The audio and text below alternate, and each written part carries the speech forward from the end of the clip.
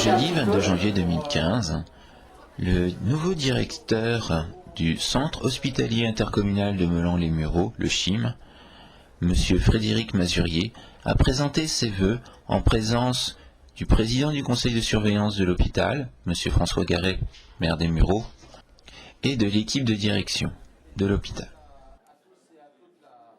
Le nouveau directeur de l'hôpital a prononcé un discours qui a été suivi de celui de François Garret. Donc, Monsieur le Président du Conseil de surveillance, Mesdames et Messieurs les docteurs, chers collègues, Mesdames, Messieurs, comme chaque année, le mois de janvier, c'est celui des traditionnelles cérémonies de vœux. Le CHIM ne déroge pas à la règle, même si c'est la première fois pour moi en ce lieu, et que j'ai souhaité que nous honorions également les médaillés du travail par la même occasion. 2014 a passé très vite pour moi, tant j'ai souhaité rencontrer le maximum d'équipes et échanger le plus possible afin d'avoir une vision personnelle et complète de l'ensemble de l'établissement que je dirige aujourd'hui. Je redis ici que je reste persuadé du potentiel du CHIM et les chiffres d'activité me donnent raison. Plus 4% d'augmentation en global à fin novembre, dont 10% en médecine, un fort développement d'activité de chirurgie ambulatoire, à plus de 2 points, soit 35%, avec 3% de séjours en plus, soit sur le CHIM, une intervention chirurgicale sur 3 est faite maintenant en moins d'une journée. Les naissances s'approchent des 1100 naissances par an et les urgences ont dépassé les 28 000 passages par an. Les activités de SSR et de la gériatrie croissent régulièrement. Ce tableau idyllique par rapport à l'année précédente est toutefois à nuancer au vu des résultats financiers. La hausse d'activité se traduit certes par des recettes supplémentaires, mais dans des proportions moindres, du fait des évolutions inverses des tarifs, mais également en raison des poids moyens des cas traités en baisse. Les dépenses, quant à elles, ont continué à croître en dépit de la faible inflation et des mesures de réduction des prix. Il en résulte donc une confirmation du montant annoncé du déficit provisionnel à hauteur de 1,5 million d'euros, du fait aussi du travail effectué dans le cadre de l'audit financier qui a visé à produire des chiffres sincères.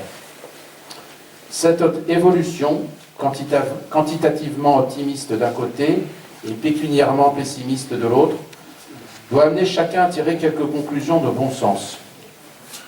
Tout d'abord, le potentiel d'activité du CHIM est intact, que ce soit en termes de recrutement, de patientèle et de personnel ou de qualité immobilière. La qualité des équipes soignantes et la collaboration médicale font que la population de l'agglomération nous fait de plus en plus confiance. Cependant, il convient que nous nous interrogions sur les évolutions et la répartition de ces activités. Le développement de l'ambulatoire est irréversible et nous devons tout faire pour que nos concitoyens restent strictement le temps nécessaire sur la journée, sans attente, ni nuit, ni passage au bloc inutile et coûteux.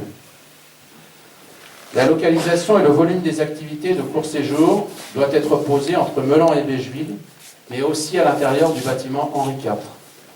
Je redis aujourd'hui qu'un volume de lits vacants trop important donne une image fausse des moyens budgétaires accordés au CHIM. Travaillons d'abord sur les goulots d'étranglement ou les coûts cachés de transfert et concentrons les moyens à chaque fois que cela est réellement nécessaire au vu de l'activité. Une politique de maîtrise des dépenses passe par le réexamen du bien fondé de l'argent public. Je répète que la meilleure économie est la non-dépense et que j'ai pu constater depuis un an que des gains pouvaient être aisément dégagés. Je voudrais également élargir mon propos au territoire de santé. Ne pensons pas être préservés des difficultés structurelles du CHIPS ou de la dégradation brutale du CH de Mantes. Dès lors que nous serions sur la même tendance et les mêmes proportions de déficit que nos deux voisins, s'enclencherait une mécanique doublement pénalisante pour le CHIM. D'abord, le basculement en PREF qui aboutirait à de douloureuses restructurations. Ensuite, une réflexion trop hâtive et externe à l'établissement qui l'obligerait à écarteler sa cohésion par regroupement d'activités à l'est ou à l'ouest et contraction de moyens en interne. La voie est donc particulièrement étroite pour 2015. Il s'agit de gérer au plus vite nos restructurations dans un délai rapide nous permettant de bénéficier au maximum des réductions de coûts et des potentialités d'accueil. Soyons lucides. Personne ne nous poussera à restructurer si nous n'en sommes pas nous-mêmes persuadés. Nos interlocuteurs publics ou nos concurrents privés, qu'ils soient englués dans leurs difficultés internes ou en appétit de projet, guettent plus que nous le pensons l'évolution du CHIM. Ne cédons pas à la division interne, à une certaine morosité ambiante ou à un mort d'attentisme devant les échéances ou les difficultés, comme si nous attendions sur le pont aux Perches la décrue de la Seine sur le petit bras. Méfions-nous des retournements de situation qui, comme à Beigeville, dans une atmosphère de sérénité sylvestre, peuvent être rompus par l'écroulement d'un arbre qui paraissait si solide quelques minutes auparavant. Dans un contexte hospitalier déprimé, le CHIM fait des envieux. Il ne doit pas se contenter de ses résultats ou privilégier son repli sur lui-même. Il devra s'adapter autant que les autres, mais sans doute plus rapidement. C'est là le privilège de son dynamisme. Quelques mots pour terminer sur l'actualité récente de ce mois de janvier. J'ai ressenti la très grande sensibilité de la communauté hospitalière du CHIM devant les récents événements. À la place qui est la nôtre, celle du service public hospitalier, au milieu de la situation géographique et religieuse où nous travaillons, il convient que nous restions unis et concentrés sur nos missions, celle du soin et du prendre soin, dans un lieu de neutralité absolue qu'autorise la laïcité. Chacun, à la place qui est la sienne, veillera donc à incarner au mieux ce service public à la française qui est un élément fondamental de notre République. Je souhaite à chacun et chacune d'entre vous une très bonne année 2015 au CHIM et dans vos familles. Je vous remercie.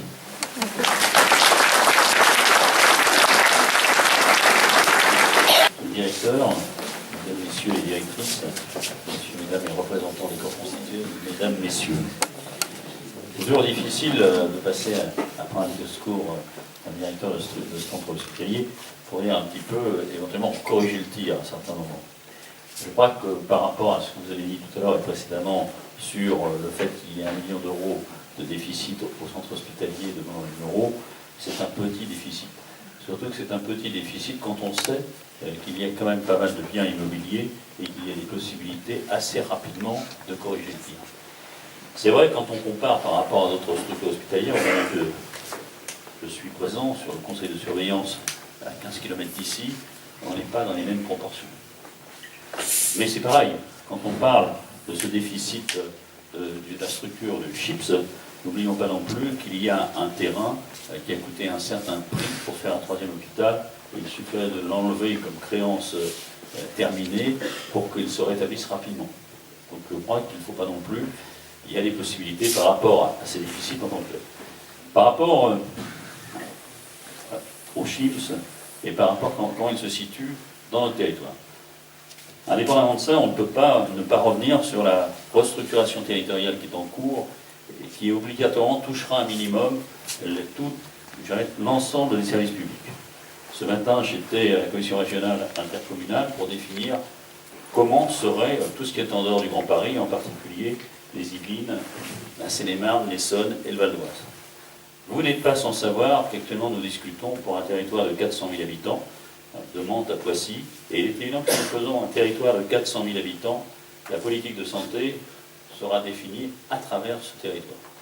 Et là, la question qui se posera, c'est de savoir comment les 3 niveaux, que sont 1, la médecine hospitalière, 2, la médecine de ville, et 3, toutes les politiques de formation, comment il y aura une unité sur un territoire et de quelle façon chacun y trouvera sa place.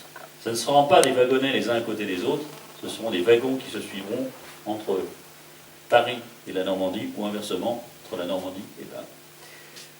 Donc sur ce sujet, il est évident qu'aujourd'hui, là où nous en sommes, je crois qu'il faut au contraire avoir envie, être positif, et surtout se dire quelle place vais-je occuper. C'est pas quelle place on me donnera, c'est quelle place vais-je occuper. Pour ma part, je suis président de l'agglomération de Séné-Vexin, qui regroupe 17 communes. Je suis maire des Mureaux, mon collègue de Melun, et quand on en discute, on se dit il y a 3 grandes centralités. La centralité de Poissy à Cher-Conflans, et là il y a la question de Saint-Germain. Quid de Saint-Germain? C'est une discussion qu'on avait ce matin avec Emmanuel Lamy. La deuxième centralité, c'est tout autour de Bassin, qui va de Verneuil-Vernouillet jusqu'à Épaule. Et la troisième centralité, c'est tout le Montois. À partir de ces trois centralités, il est évident que la médecine hospitalière, gérer toutes les médecines hospitalières.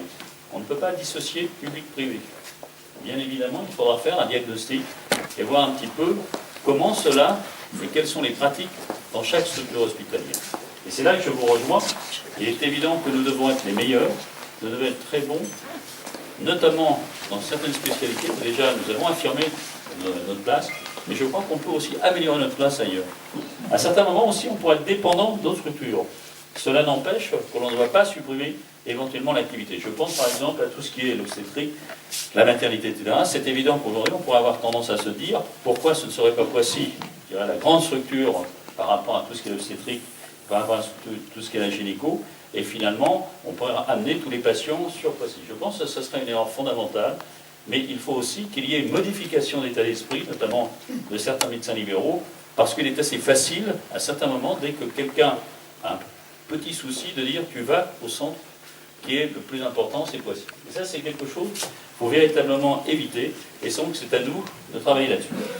Le deuxième point, on ne peut pas non plus vouloir de la médecine sans qu'il y ait des complémentarités entre avant d'aller dans une structure hospitalière, après être allé dans une structure hospitalière. Et là, véritablement, je sais qu'il y a une très bonne relation entre la médecine de ville, entre la structure hospitalière de Manon-les-Mureaux, mais il faut au contraire l'accentuer. Il faut au contraire essayer de développer des vrais partenariats, de travailler sur tout ce qui est les maisons médicales, de travailler aussi avec tous les corps constitués, que peuvent être les pompiers ou d'autres, parce qu'à un moment donné, ce sont ces acteurs aussi qui vous donneront la place que vous pourrez occuper. Et ça, c'est vraiment important de faire aussi ce système d'interrelation entre tous ceux et toutes celles qui sont acteurs de la politique de santé. Le troisième point qui me semble important, c'est la notion de la dépendance.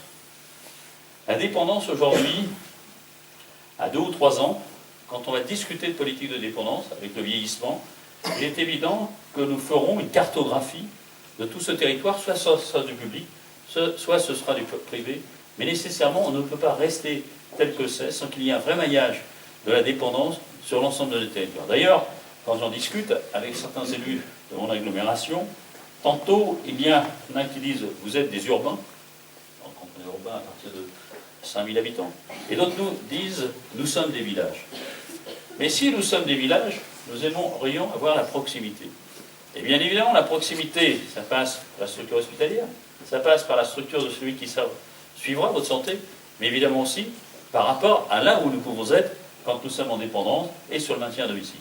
Donc ça, c'est une vraie question de maillage à travers vos structures. Tantôt, ça pourrait être bien évidemment en résidence ici, ou tantôt, ce seront vous qui vous déplacerez sur les résidences des personnes. Et le dernier point, et là je crois que vous tous, nous tous, je crois qu'on est quand même, il y a une très grande unité de formation. A priori, d'après ce que l'on me dit, c'est qu'il y aura des formations en psychothérapie, des formations en ergothérapie, des formations peut-être en kinésithérapie, et je ne sais plus... C'est sûr. Non, je ne suis pas pessimiste là-dessus. Je suis pas pessimiste. Donc ça veut bien dire qu'aujourd'hui, sur toute la politique de santé, la politique de formation qui est en train de se faire à travers des bungalows, mais imaginons que ces bungalows se déplaceront demain vers un campus, et un campus de la santé. Mais cela n'empêche qu'on ne peut pas faire un campus de la santé sans qu'il y ait l'aide à la personne. Parce que je crois qu'il faut qu'il y ait, avant la dépendance, pendant la dépendance et après la dépendance, c'est tous ces wagonnets. Et je pense que dans notre pays, on s'est souvent soucié de la petite enfance, mais on s'est beaucoup moins soucié de ce que j'appellerais de la parcours de fin de vie. Et c'est important que ce parcours de fin de vie, on prenne une longueur d'avance sur ce sujet-là, une longueur d'avance sur le territoire, pendant que certains s'occuperont à savoir s'il faut déplacer les activités d'une structure hospitalière vers une autre.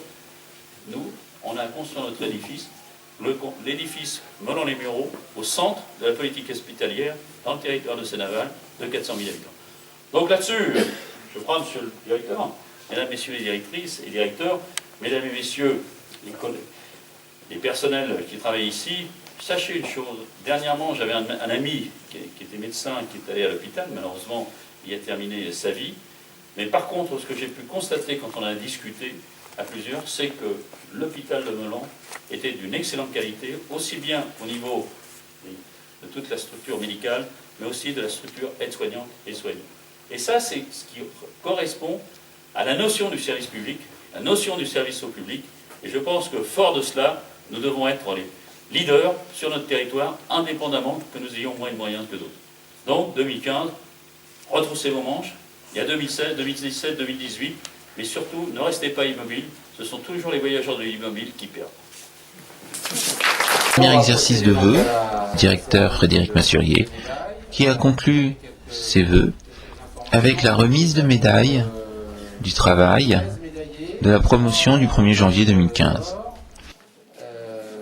Donc, médaille d'or, c'est 35 ans d'activité, 5 médailles de vermeil, 13 médaillés, dont 3 or, 5 vermeils et 5 argent.